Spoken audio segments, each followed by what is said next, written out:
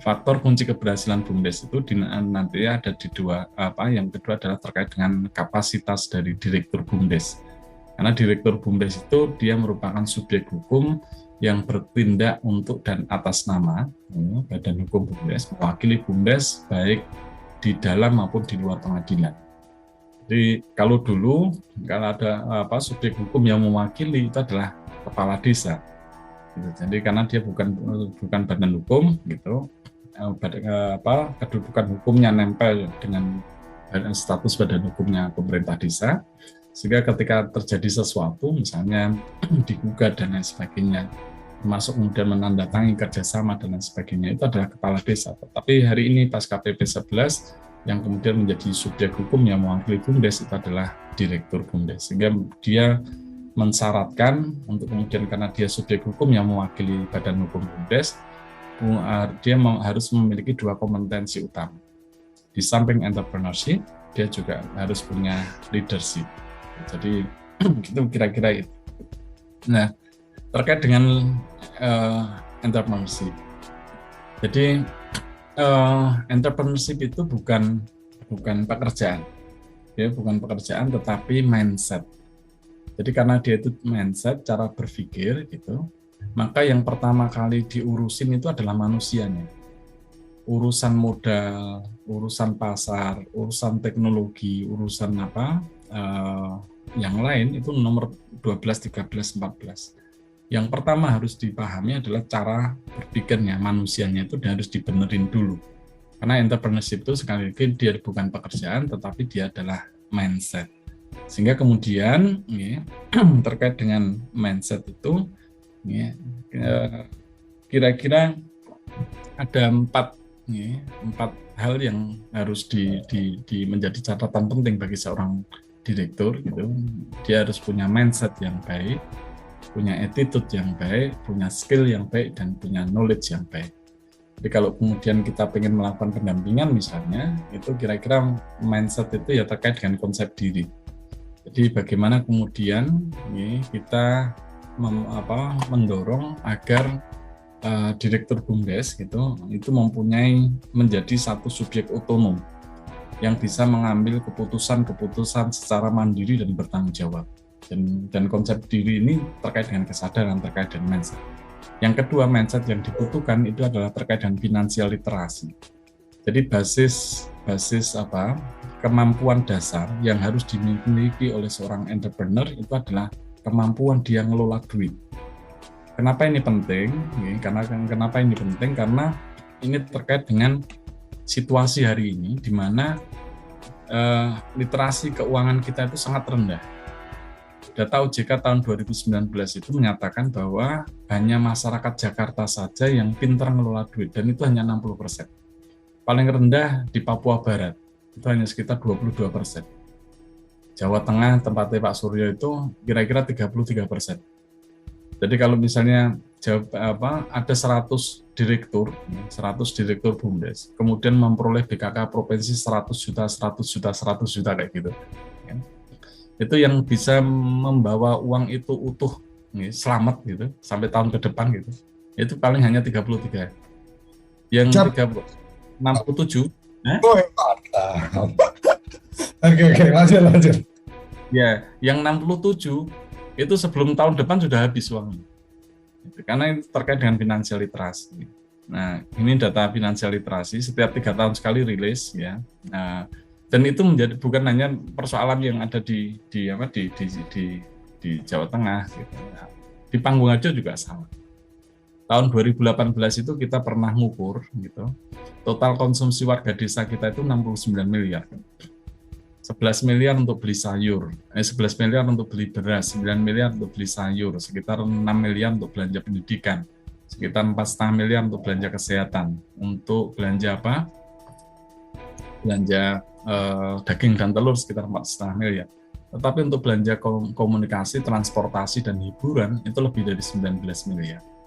Dari data ini kita menjadi paham kenapa ada warga desa Panggung-Harjo yang setiap 3 tahun sekali motornya baru, setiap 2 tahun sekali HP-nya baru, setiap bulan mampu membayar angsuran rutin 800.000 sampai 1 juta rupiah, itu rutin setiap bulan.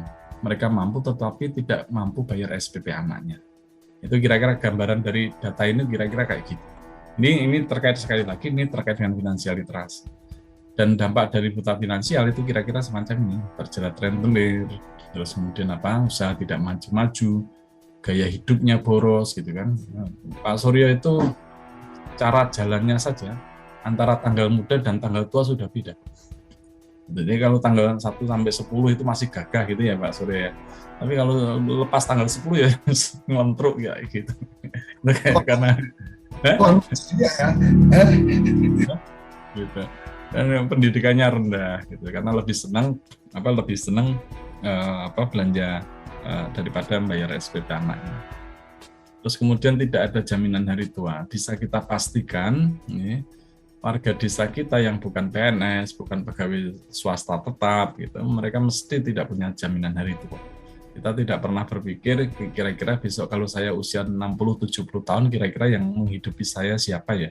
Yang kemudian mendorong kita untuk mengumpulkan sebagian, menyisakan sebagian pendapatan kita hari ini untuk kemudian kita tabung, suatu saat itu bisa kita gunakan sebagai bagian dari cara hidup kita di hari itu. Dan yang paling membahayakan dari buta finansial ini adalah adanya siklus berulang. Jadi seorang ibu yang boros itu cenderung melahirkan anak-anak yang boros. Demikian juga dengan bapak-bapaknya. Jadi kalau bapaknya boros, anaknya mesti boros. Nah, ini menjadi catatan penting, gitu, karena kalau di Pangguwarjo untuk kemudian bisa duduk sebagai seorang manajemen di level manajemen BUMDes itu, jadi BUMDes menjadi salah satu pekerjaan yang menarik sekarang di Pangguwarjo ya. Tahun 2019 itu belanja pegawai kita itu sekitar 220-an juta rupiah per bulan. Artinya gajinya lumayan lah gitu. Sehingga kemudian menarik minat anak-anak muda untuk kemudian bekerja di BUMDes. Nah, ketika dia pengen bekerja di level manajemen, pertanyaan kuncinya itu sederhana. Jenengan punya jaminan hari tua atau enggak, Mas? Enggak punya, Pak. Lu gimana jenengan? Ngelola duitnya sendiri saja enggak bisa, apalagi mau ngelola duitnya desa. Kira-kira kayak gitu. Ngelola belanjanya saja enggak bisa kok. Ngelola duitnya sendiri aja enggak bisa, apalagi kalau mau ngelola duitnya desa. Jadi berapapun uang yang diberikan oleh desa itu akan habis karena dia ngelola duitnya sendiri saja tidak bisa. Nah, itu kira-kira itu. Jadi artinya bahwa kemudian ini menjadi penting sehingga ya kita harus kemudian benar-benar memastikan bahwa direktur yang kemudian akan kita tunjuk itu setidaknya dia punya kemampuan atau pengelolaan keuangan yang baik. Jadi finansial literasinya baik. Itu satu. Yang kedua, level perubahannya di samping konsep diri finansial literasi itu adalah terkait dengan value creation. Jadi bagaimana menciptakan nilai. Ini yang seringkali disalahpahami oleh teman-teman semua. Jadi creating business is not creating product, but creating value. Jadi memulai sebuah usaha itu tidak dimulai dari menghasilkan produk, tetapi adalah menciptakan nilai. Nah, ini nanti akan ada beberapa slide yang menjelaskan bagaimana kemudian kita bisa menemukan value yang baik. Value itu, produk itu hanya menjadi alat untuk mendeliver value. How to deliver value. Produk itu hanya alat untuk mendeliver value. Value itu ada sesuatu yang dipersepsi oleh konsumen terhadap satu produk. Gitu. Nah, terus kemudian bagaimana kemudian bisa melakukan inovasi? Jadi value creation ini kira-kira kepentingannya adalah untuk bagaimana kita mencari peluang atau menemukan peluang, termasuk menemukan ide bisnis. Itu kemampuan kita terkait dengan mengkreasikan nilai. Terus kemudian harus memiliki kemampuan inovasi dan kemampuan menghitung resiko. Jadi bisa dibayangkan Mbak Surya, seorang entrepreneur itu dia punya mindset yang baik, punya konsep diri, ya, terus kemudian dia punya kemampuan pengelolaan keuangan yang baik, tapi dia juga punya kreativitas untuk menciptakan nilai dan melakukan inovasi. Dan itu sepenuhnya otak kanan, kemampuan otak kanan. Yang ketiga, dia juga harus punya kemampuan untuk melakukan analisis resiko. Itu sepenuhnya otak kiri. Jadi kesadarannya baik, kreativitasnya baik, tapi kemampuan analisisnya juga baik. Itu kira-kira ya kita akan membayangkan orang setengah dewa, kira-kira kayak gitu. Jadi punya kesadaran yang baik, punya kemampuan finansial literasi yang baik, kreativitas yang luar biasa tinggi, dan kemampuan analitiknya kuat. Jadi dan ini menjadi tugas kita bersama ya, untuk kemudian mencari atau menciptakan entrepreneur. Satu. Yang kedua, karena dia itu BUMDes itu merupakan badan usaha, tentunya dia akan mengikuti siklus hidup usaha. Jadi ini adalah siklus normal. Jadi siklus normal dari satu usaha itu memulai, terus kemudian tumbuh dewasa. Ada beberapa yang mengalami menua, decline, tetapi ada yang kemudian berhasil masuk ke fase tumbuh kedua dan selanjutnya.